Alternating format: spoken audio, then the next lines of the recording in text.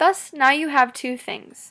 Choice, the choice of where to go, what to do, and what to learn. And secondly, freedom, the freedom to make these choices, said one student in regards to her internship at the Dublin Institute of Technology. What a great way to view such an integral portion of our education and development into working professionals. Internships are the beginning of our transition into the professional world, providing us with real-world experiences and hands-on learning.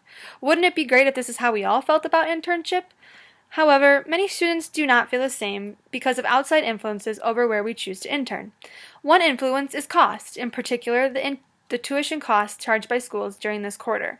For this reason, I believe colleges like Kendall should not charge students internship tuition fees because it only further inflates student debt, it deters longer internship periods, and discourages students from choosing more meaningful internships outside of Chicago. I think it's safe to say we'd all not having to pay tuition, but let's go over why I think we shouldn't. First, I think students should be focusing on their internships, not the growing burden of student debt. In this country alone, more than 40 million people hold student loan debt. The total of student debt in the U.S. right now hovers right around $1 trillion, based on data collected from the Bureau of Labor Statistics. Furthermore, about 51% of those people are struggling with their payments, as you can see according to this chart. I know that in our time here at Kendall, students like you and me will pay between $35,000 to $40,000 for an associate's degree alone. Internship is a time to focus on learning and gaining new experiences. According to writers from the Global Education Journal, while paid internships may be rare, they do offer benefits to students to compensate a student who is paying for their tuition. If a student is paid, they are more likely to be invested employees because they are less concerned with mounting costs they face and more focused on their work. Even paid internships vary in total compensation for a student. For example, the highest paid internships are for engineering majors at about $20.97 per hour, according to USA Today. The average intern in the United States, however, makes only about $14.21 per hour, which for culinary students is what we expect to make after school, not during internship. Most internships are an opportunity to have intensive work-based exposure to a broad range of operations within a company, necessary for completing our schooling. Many students hope to gain employment offers through their student internships after graduation. Students that have the burden of growing debt in the back of their mind therefore need to find an internship whose pay will cover tuition costs first and foremost, and not which place will offer them the most rewarding experiences. Next, I want to delve into how it affects the details of an internship very specifically. For example, ambitious students seeking longer internships are forced to decide between a longer internship or cutting that internship short to save on the extra tuition costs. Here at Kendall, all students are required to take some form of internship quarter. In business, ECE, and culinary, you must complete a minimum of 3 months with the option of extending to a 6-month internship. However, hospitality students, for example, are expected to take a 3- and 6-month internship separately. Regardless of major, students still pay tuition during this internship quarter, and the costs of extending their internships are greater even so. The bottom line is that added cost of continuing internship distracts from a student's gaining the most out of their internship programs. According to William Kelly of Auburn University, an extended internship gives a student a more in-depth opportunity to observe a professional setting over a longer period of time.